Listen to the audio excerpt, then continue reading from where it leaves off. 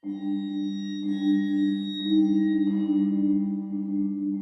pagod ka na sa pare-pareho at pabalik-balik pagdating sa mga tourist spots at sa tingin mo ay naranasan mo na ang mga pinaka nakakatakot na experience, well, baka itong video na to ang hinahanap mo. Tuloy-tuloy lang sa panonood para malaman mo ang mga lugar na dapat mong bisitahin para magbigyan ka ng magandang nakakakilabot na experience. Pero babala, bawal ito sa mga may mahihina ang puso. Number 10. The Lome Bazaar. Hindi mo iisipin na isang outdoor market na bukas sa publiko ay nakakatakot.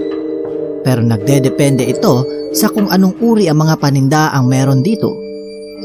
Naghahanap ka ba ng bungo ng kambing? O buhay na unggoy? O di kaya ay bungo ng buhaya? Ang Akudesowa Fetish Market sa Lome, Togo mula sa kontinente ng Africa ay meron ng mga to. Kung gusto mong mag-practice kung paano mangkulam o di kaya ay pumasok sa pagba-black magic, sabi nila, ito ang lugar na dapat mong puntahan. Pero hindi lang ito para sa mga dark arts. Ang mga turista ay pumupunta sa lugar na to kung ang mga tradisyonal na mga gamot ay hindi na gumagana sa pasyente. At gusto nila ng ibang alternatibong paraan para sa mga karamdaman tulad ng hindi makagawa ng baby o infertility, simpleng trangkaso o di kaya yung black curse mula sa aso ng kapitbahay nyo na tahol ng tahol. Yung, alam mo na. Number 9. Miyake-jima. Anong mararamdaman mo kung may mapupuntahan kang lugar na ang lahat ng tao dito ay nakasuot ng gas mask? Ang mga naninirahan sa Miyake-jima, Japan, normal na lang ito sa mga nakatira doon. Pero para sa mga hindi nakakaalam, ano kaya ang papasok sa kanilang isip? Bawat residente ay required na magdala ng gas mask dahil kung sakaling ang Mount Oyama, isang aktibong bulkan na nakatayo lamang sa gitna mismo ng isla ay bumulusok. Noong June 2000, ang bulkan ay nagsimulang maglabas ng usok na sobrang toxic sa tao at nagtulak sa kanila para lumikas. At pinayagan lang silang makabalik 5 taon ang makalipas pero ni-require na ang bawat isa ay may daladalang gas mask dahil ang bulkan ay patuloy na bumubuga ng sulfuric acid. So, kung gusto mong ma-experience kung gaano ka-thrill ang mapalapit sa isang aktibong bulkan at gusto mong maramdaman yung feeling na isang post-apocalypse na gaya sa mga movies, ang Miyake-jima, Japan ay para sa iyo. Number 8. The Screaming Tunnel.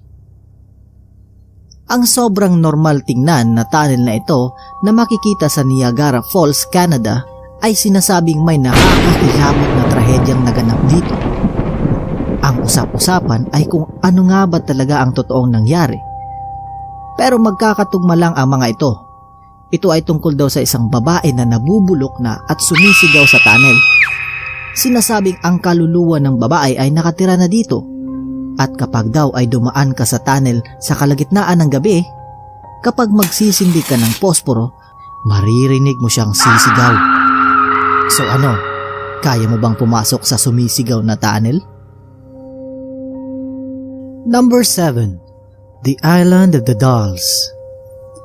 Kung mahilig ka sa mga cute na dolls at gusto mo lang isipin na mahal mo sila at hindi nakakatakot, well, dapat lang na huwag kang pumunta sa lugar na to. Ang lugar na to ay matatagpuan sa Mexico.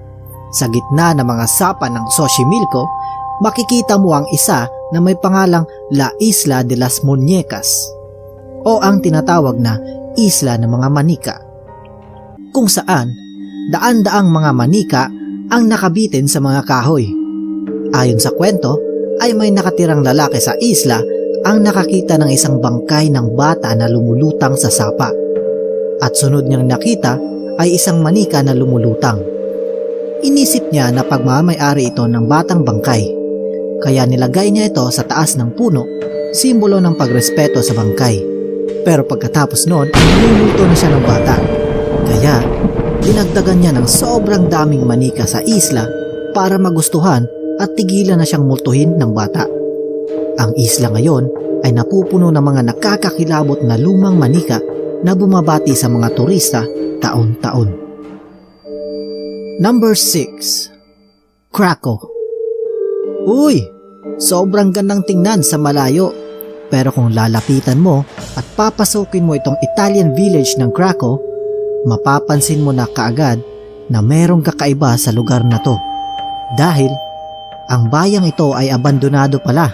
Ang bayang ito ay itinatag noong ika-8 siglo at umunlad ng mahabang panahon.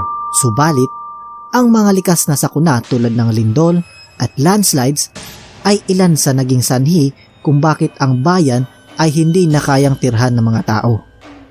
Ang kondisyon ng mga gusali ay lumalala sa paglipas ng panahon, habang wala namang pwedeng mag-ayos dito dahil wala nang nakatira. Siguradong magkahalong takot at mangha ang mararamdaman mo kapag napasyal ka dito. Number 5.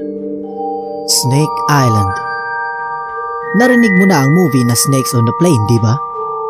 Pero paano kaya kung isla na puno ng ahas? Kaya lang, itong Snake Island ay hindi kathang isip lamang dahil totoong merong ganitong isla na makikita sa baybayin ng Brazil. Merong daang libong ahas ang makikita dito lamang sa isla at ang pinaka nakakatakot sa lahat, ang pit viper species. Pero kaibigan, hindi yung regular na pit viper ha. Ang pinag-uusapan natin dito ay ang golden lancehead na may venom na sobrang malubha na kayang lusawin ang laman ng paligid ng kagat. Ano? Kaya mo kayang pumasok sa isla na to? Number 4. Bran Castle. May mas nakakatakot pa kayang lugar kesa sa sinasabing tahanan ng hari ng mga vampira na si Dracula? Well, ang castle na to ay hindi tahanan ni Dracula ha, kundi ito ay tahanan ni Vlad the Impaler, ang inspirasyon sa pelikula at palabas na Bram Stoker's Dracula. Makikita ang Bran Castle o ngayon tinatawag na Dracula's Castle sa southeastern part ng Transylvania, Romania. Ito ngayon ay isa ng museum at ang lahat ng mga ancient weapons, mga kwento ng pagkauhaw sa dugo ni Vlad, mga nakakakilabot na ungol at mga underground na daanan ang nagdadala ng takot sa mga turista. Number 3. Hashima Island. Kung gusto mong ma-feel na ikaw na lang ang natitirang tao sa mundo, pumunta ka lang sa Hashima Island sa Japan. Ang islang ito ay parang mundo noong 1900s. Ang Mitsubishi Corporation ay may sariling syudad noong unang panahon, kumpleto sa mga gusali, mga kalsada, eskwelahan, restaurants, kumpletos ricados meron sa islang ito. Dahil dito na rin sila nagmimina ng coal at dito na sila komportableng nanirahan. Pero sa paglipas ng panahon, naubos na ang coal sa isla. Lumisan ang Mitsubishi sa isla at wala nang choice ang mga tao kundi umalis na rin. Ang Hashima Island ngayon ay isa ng ghost town. Maraming kumakalat na mga kwento tungkol sa isla. Pero ang katotohanan naman ay wala namang trahedyang naganap dito. Pero meron pa ring mga sabi-sabi na may mga gumagalang kaluluwa at may mga maririnig kang mga nakakatindig balahibong ungol at bulong kapag ikaw lang ang mag-isa. Number 2. The Village of Dolls. Uy, tungkol na naman sa mga manika. Well, yung una ay isla. Ngayon naman ay sa Nagoro, Japan. Lahat ng klase ng manika ay makikita mo dito. May mga halos kasing laki ng tao. Kung mapapadpad ka dito na walang alam sa history ng lugar, magugulat ka na lang na may makikita kang tao sa daan pero yun pala ay walang buhay na manika at tila nakatingin lahat sa iyo. Si Ayano Tsukumi ay isang artist na dating nanirahan sa lugar. At noong umuwi siya ilang taong makalipas, napansin niya na yung mga taong kinalakihan niya ay lumikas at yung iba ay namatay na. Kaya, nagdesisyon siya na gumawa ng doll mula sa ideya ng mga taong nawala sa lugar at ikinalat niya sa lugar. Merong nagfi-fishing, merong nag-iisa at meron ding grupo.